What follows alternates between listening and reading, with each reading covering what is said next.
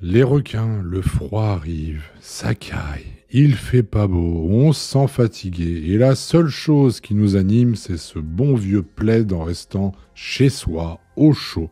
Cependant, au-delà de vous endormir en regardant un film Noël, parce que franchement entre nous, je pense vraiment et sincèrement qu'ils ont été inventés juste pour ça, on a tendance à accuser le coup comme disent nos grands-parents. Mais le froid et la période hivernale ne justifient pas tout. On va donc voir ensemble les 9 conseils que je peux vous donner afin d'éviter cette sensation de fatigue au quotidien, et ces conseils sont également valables toute l'année. Alors c'est parti.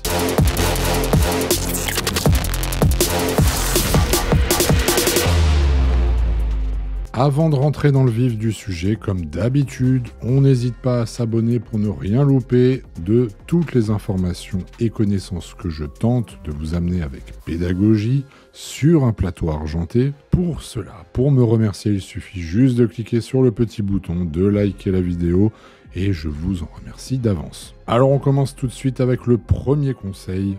Évitez de manger la majorité de vos glucides dès le réveil. Effectivement, consommer une grande quantité de glucides dès le matin peut entraîner une augmentation rapide et surtout élevée du taux de sucre dans le sang, suivi d'une libération d'insuline pour réguler ce taux dans le sang. Cela va donc entraîner une baisse de celui-ci par la suite, entraînant une sensation de fatigue. Consommez donc d'autres macronutriments, c'est-à-dire des protéines et des graisses saines pour aider à maintenir une énergie plus stable tout au long de la matinée, grâce notamment à la baisse de l'indice glycémique due au bol alimentaire et donc une montée plus progressive du sucre dans le sang. Sachez que la digestion se fera également plus lentement. Deuxième conseil, ne consommez pas trop de café. La consommation de café est généralement associée à une augmentation de l'énergie en raison de la caféine qu'il contient. Je rappelle que la caféine est un stimulant naturel. Cependant, si la consommation est excessive, cela peut entraîner une dépendance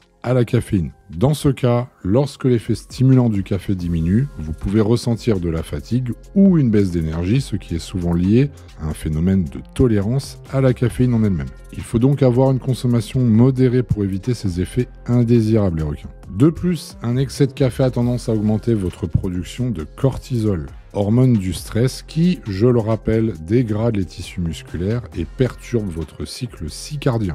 En gros, votre sommeil. Je vous recommande donc 1 à 2 cafés par jour ou réservez votre prise avant un entraînement avec le Pump Shark sans avoir une utilisation quotidienne.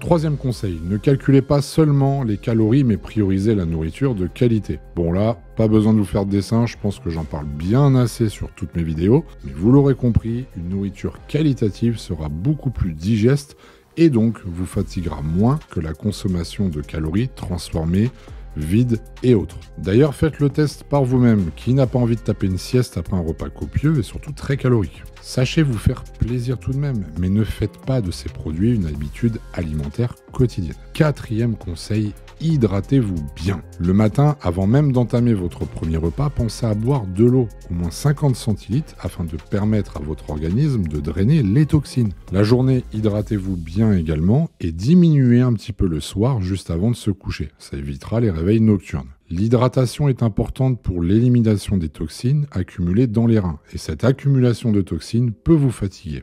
Sachez qu'une mauvaise hydratation entraîne très souvent une mauvaise circulation sanguine, des maux de tête et une fatigue prononcée. Beaucoup de personnes négligent ce paramètre indispensable pour votre énergie au quotidien. Et dernier conseil, n'attendez pas la sensation de soif pour le faire, c'est un signe que votre corps est déjà déshydraté. Cinquième conseil, évitez de consommer beaucoup trop de glucides avant l'entraînement. L'erreur également que font beaucoup de personnes est de penser qu'il faut consommer un maximum de glucides avant l'entraînement, tout cela pour l'énergie. Or, ce n'est pas du tout comme ça que ça se passe. Déjà, premièrement, les glucides ne sont pas un stimulant comme la caféine par exemple. Donc, pense avoir de l'énergie grâce aux glucides pendant l'entraînement, et c'est une erreur. Deuxièmement, Ce qui va vous donner de la congestion, de la force pendant votre entraînement, c'est l'accumulation des glucides au cours de la journée avec une bonne hydratation. Je pense qu'il est important de rappeler que 1 g de glycogène au sein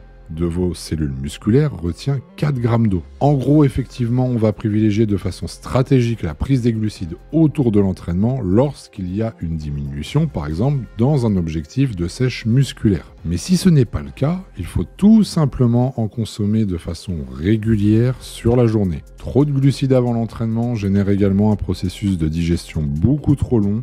Le sang part vers vos intestins. Vous aurez donc une sensation de fatigue pendant l'entraînement avec un manque de force et de congestion. 6e conseil, ajustez vos jours de repos selon votre fatigue. Inutile de vous imposer un jour précis de repos, parfois le corps vous envoie des signaux et il est important de s'écouter. Alors bien sûr, je ne dis pas qu'il faut être feignant et qu'il faut s'écouter à la moindre fatigue, au moins petit coup de barre, mais une fatigue nerveuse ou musculaire se reconnaît de suite car ce que l'on ressent est bien plus prononcé qu'une fatigue passagère. Pendant ces périodes de fatigue, si vous vous entraînez tout de même, descendez vos charges. Le risque de blessure est accru et avec des séries plus longues, vous continuerez tout de même de prendre du muscle et de progresser, donc pas de panique. N'oubliez pas que construire du muscle se fait au repos. La salle ne sert qu'à détruire les fibres. 7e conseil, prenez soin de votre sommeil. Ah oui, ça peut paraître con ce que je dis. Dormez au minimum 6 heures par nuit et en vous couchant de préférence avant minuit. Un sommeil qualitatif n'est pas forcément axé sur la durée, mais plutôt sur le timing utilisé. Prenons un exemple tout simple.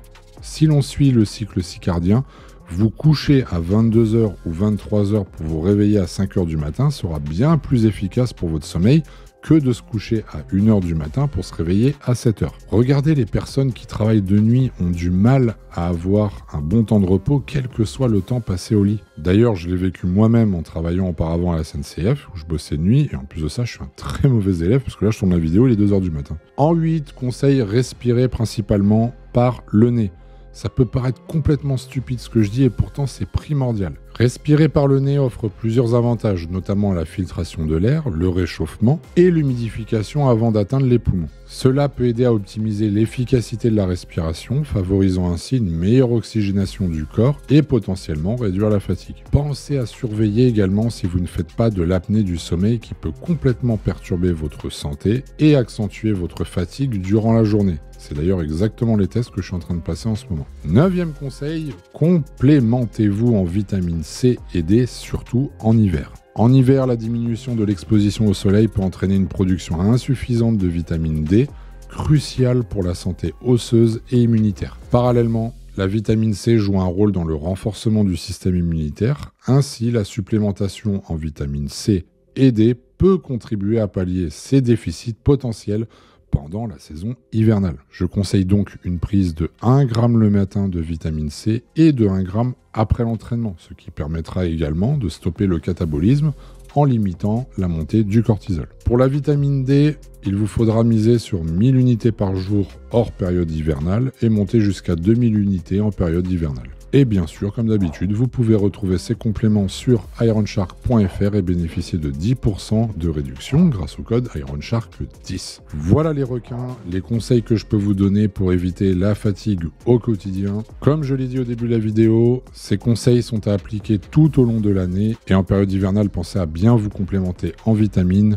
Alors on n'oublie pas de s'abonner, de cliquer sur la cloche des notifications. Quant à moi, je vous laisse, je vous dis à très bientôt pour une nouvelle vidéo. Dormez bien, reposez-vous bien et n'oubliez pas, sur cette chaîne, c'est l'excellence. Rien d'autre, ciao.